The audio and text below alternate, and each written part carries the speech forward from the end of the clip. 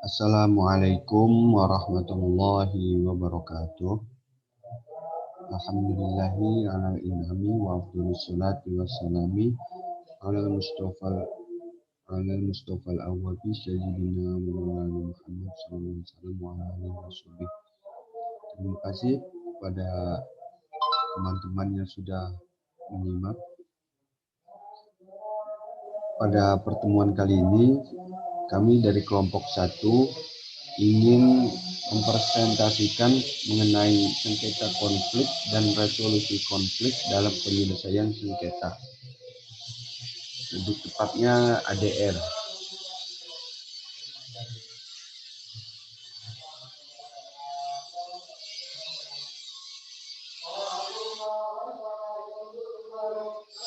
Hal-hal yang dibahas di dalam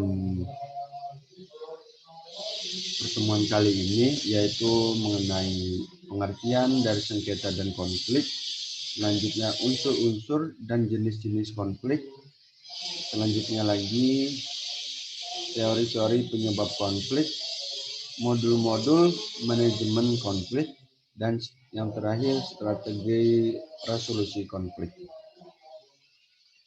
Nah, yang pertama kita bahas mengenai pengertiannya. Pengertian dari sengketa itu sendiri. Sengketa itu adalah suatu perselisihan yang terjadi antara dua pihak atau lebih yang saling mempertahankan persepsinya masing-masing. Jadi antar personal itu masih meninggikan egonya gitu, dan adanya suatu perselisihan yang tidak sepemahaman, di mana perselisihan tersebut dapat terjadi karena adanya suatu tindakan wan prestasi dari pihak-pihak atau salah satu pihak dalam perjanjian. Nah, wan prestasi tersebut itu yang dimaksud adalah suatu wan prestasi itu suatu perilaku yang mana hanya menguntungkan kepada diri sendiri tanpa mementingkan orang banyak.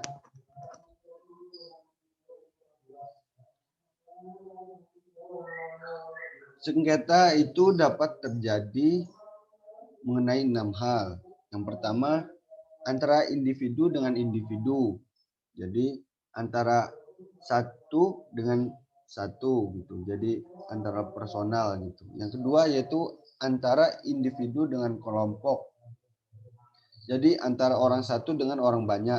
Yang ketiga yaitu antara kelompok dengan kelompok.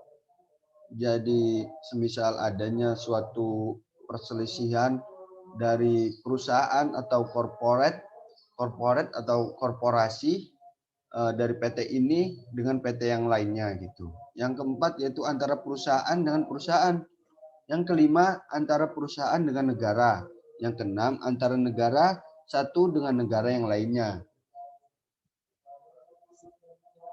Jadi itulah yang terjadi sebab-sebab adanya sebuah sengketa.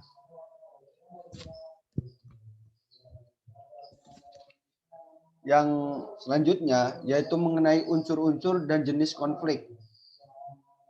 Unsur-unsur dan jenis konflik itu ada 6. Yang pertama yaitu teori hubungan masyarakat. Yang kedua yaitu teori negosiasi. Yang ketiga yaitu teori identitas. Yang keempat yaitu teori kesalahpahaman antar budaya. Yang kelima teori transformasi. Dan yang keenam, yang terakhir, yaitu teori kebutuhan. Nah, yang saya mau jelaskan yang pertama, yaitu mengenai teori hubungan masyarakat.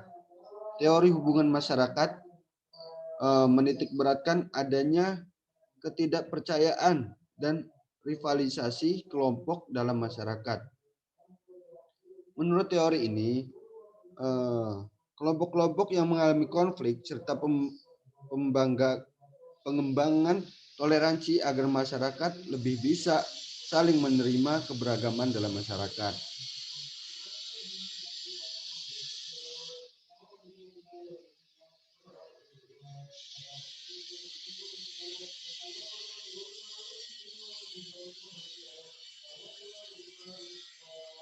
Jadi yang pertama ini teori hubungan masyarakat ini mengenai ketidakpercayaannya atau menitik beratkan adanya ketidakpercayaan dan rivalisasi kelompok dalam masyarakat.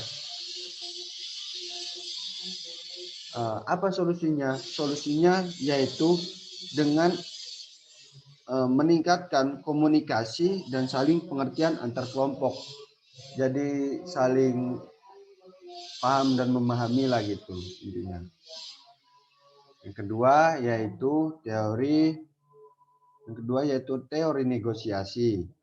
Teori yang kedua ini itu prinsipnya menjelaskan bahwa konflik terjadi karena adanya perbedaan-perbedaan di antara para pihak.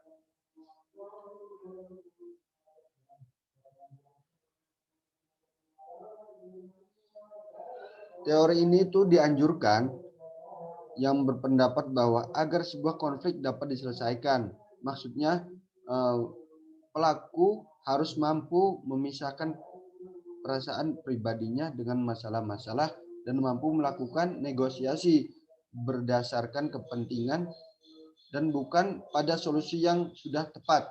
Jadi maksudnya seperti ini, ada sebuah perselisihan di antara kedua belah pihak dan solusinya apa untuk mengatasinya, yaitu dengan cara negosiasi atau tawar-menawar harga supaya berdamai seperti apa gitu.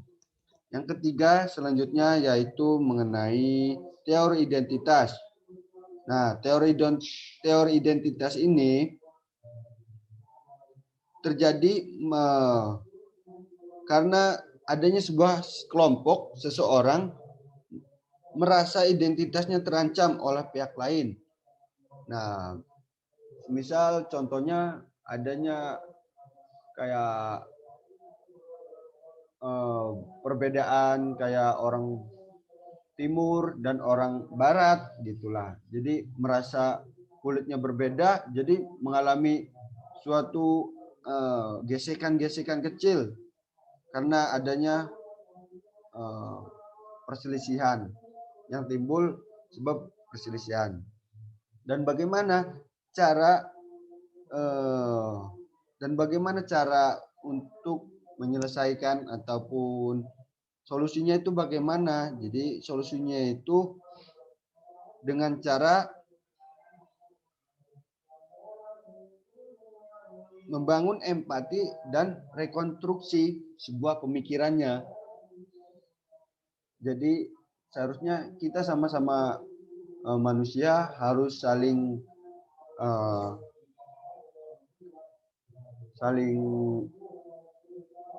toleransi karena kita juga makhluk sosial yang harus berinteraksi antara manusia satu dan manusia yang lainnya. Seperti itu. Yang keempat yaitu teori kesalahpahaman antar budaya. Teori yang keempat ini itu terjadi karena ketidakcocokan dalam berkomunikasi di antara orang-orang dari latar belakang budaya yang berbeda. Semisal ada orang Jawa dan orang Madura misalnya. Adanya perbedaan budaya yang menimbulkan gesekan atau percikan karena identitas budayanya berbeda. Nah, itu sebetulnya tidak dibenarkan. Dan bagaimana solusinya? Solusinya itu yaitu dengan mengurangi stereotipe yang merasa memiliki terhadap pihak lain. Jadi harusnya saling menurunkan ego dan meninggikan sikap toleransi gitu. Jadi sama-sama saling menghargai. Yang kelima yaitu teori transformasi. Teori transformasi ini terjadi karena adanya masalah-masalah ketidaksetaraan dan ketidakadilan serta kesenjangan yang terwujud dalam berbagai aspek kehidupan masyarakat, baik sosial, ekonomi, maupun politik.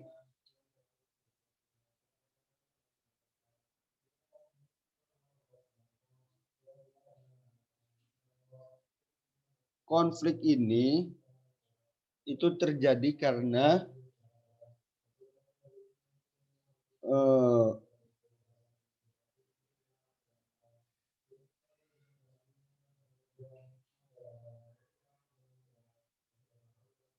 adanya sebuah ketidakadilan. Transformasi itu kayak perubahan gitu. Jadi adanya suatu progres atau perubahan yang tidak sesuai. Nah, di situ biasanya ada gesekan-gesekan tersebut. Misal pemerintah atau DPR yang membuat perpu yang tidak relevan atau tidak nyambung lah gitu. Maka disitulah pasti adanya sebuah percikan ataupun gesekan-gesekan yang menimbulkan penyelesaian atau sebuah konflik. Dan bagaimana untuk mengatasinya, yaitu dengan mewujudkan perbedaan, keadilan, rekonsiliasi, dan juga pengakuan keberadaan masing-masing. Jadi misal tadi contohnya itu dari pemerintahan atau orang petinggi-petinggi itu harus mementingkan adanya sebuah masyarakat, keberadaannya masyarakat gitu. Dan yang terakhir yaitu mengenai teori kebutuhan. Teori kebutuhan ini pada intinya mengungkapkan bahwa konflik dapat terjadi karena kebutuhan atau kepentingan manusia tidak dapat terpenuhi atau terhalanginya, yaitu substantif dan kebutuhan dari kepentingan manusia dapat dibedakan menjadi 3 jenis, yaitu substantif, prosedural, dan psikologis. Kepentingan substantif itu berkaitan dengan kebutuhan manusiawi yang berhubungan dengan kebendaan seperti uang, sandang pangan, papan rumah, atau kekayaan yang lainnya. Yang kedua yaitu kepentingan prosedural, berkaitan dengan tata dalam pergaulan masyarakat. Sedangkan kepentingan psikologis yaitu berhubungan dengan non material atau bukan kebendaan seperti penghargaan dan empati. Jadi seperti itu. Mungkin selanjutnya akan disampaikan oleh Mas Alvin Khairul Ibad dan juga Mas Fahmi. Kurang lebihnya mohon maaf dari saya. Assalamualaikum warahmatullahi wabarakatuh.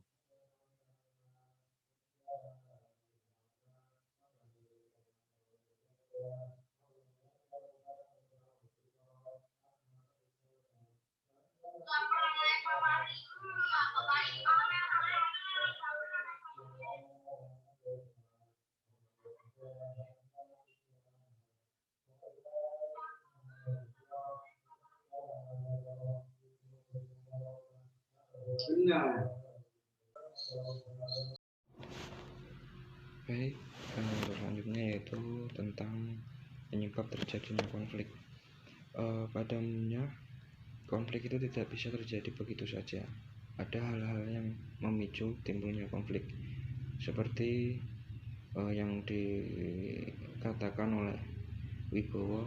Adapun yang memicu tentang timbulnya konflik, salah satunya yaitu penyimpangan persepsi atau bisa disebut dengan perceptual distortion, yaitu orang cenderung bias dalam cara melihat seseorang atau sesuatu. Pada umumnya kita cenderung melihat situasi dengan cara yang menguntungkan kita sendiri. Yang kedua yaitu grudges atau dendam. Seringkali konflik itu disebabkan karena takut kehilangan muka dalam berhubungan dengan orang lain, berusaha berbuat sama dengan orang tersebut dengan merencanakan bentuk pembalasan. Terus yang ketiga ada distrust atau ketidakpercayaan. Jadi semakin kuat orang menyangka bahwa apabila individu atau kelompok meninggalkan mereka, maka hubungan antara orang dan kelompok tersebut diliputi oleh konflik. Renggangnya hubungan antar orang atau kelompok disebabkan oleh perasaan bahwa pihak lainnya tidak dapat dipercaya. Jadi ada unsur ketidakpercayaan kita kepada orang lain, itu yang bisa menyebabkan konflik. Terus yang keempat yaitu kompetisi atas sumber daya langka atau competition over scarce resource, yaitu konflik yang terjadi karena dalam distribusi sumber daya disebabkan oleh orang yang cenderung menganggap berlebihan atas kontribusinya pada suatu kelompok atau organisasi. Perasaan ini menimbulkan tuntutan untuk mendapatkan sumber daya lebih banyak sesuai kontribusi yang diberikan, padahal semua orang mengetahui bahwa sumber daya yang tersedia terbatas. Terus yang kelima ada kritik yang bersifat merusak atau destructive criticism. Kritik ini merupakan umpan balik negatif yang membuat marah mereka menerima dan bukannya membantu mereka untuk melakukan pekerjaan dengan lebih baik. Jadi atau bisa dibilang dengan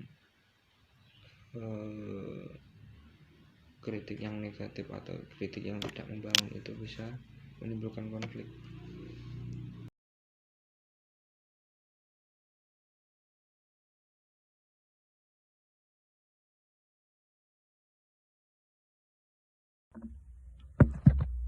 Assalamualaikum warahmatullahi wabarakatuh. Saya Husin Fahmi akan menjelaskan poin tentang strategi resolusi konflik. Manajemen konflik berperan dalam mengelola konflik untuk mencapai sasaran secara efektif dan efisien. Manajemen konflik sendiri merupakan salah satu cara yang digunakan oleh individu untuk menghadapi perselisihan antara dirinya dengan orang lain. Mengelola konflik perlu menggunakan skala prioritas agar konflik tersebut tidak menimbulkan kekacauan dalam suatu koordinasi dan integrasi antara fungsi dan divisi dalam organisasi tersebut, sehingga karyawan atau pemilik usaha harus bisa menangani konflik sebelum konflik itu meningkat bahkan fatal hingga bisa diperbaiki lagi. Di sini saya merangkumnya dalam 5 poin. Yang pertama yaitu akomodatif. Akomodatif adalah mengharuskan salah satu pihak mengalah agar konflik tersebut dapat terselesaikan. Biasanya strategi ini dilakukan oleh pihak lain yang lebih profesional atau memiliki solusi tepat dalam mengatasi konflik tersebut. Dengan kata lain, strategi ini bisa dibilang dengan saya kalah, Anda menang. Kemudian yang kedua adalah avoiding. Strategi menghindari adalah upaya untuk menunda konflik dengan menghindari peraturan, kebijakan, serta suatu pengambilan keputusan. Pada umumnya, mereka yang aktif menghindari konflik memiliki harga diri rendah atau memegang posisi atau jabatan yang rendah, dan juga nggak berdaya dalam menghadapi konflik secara langsung. Sehingga dalam strategi ini, ada pihak yang jadi pemenang, dan juga yang kalah.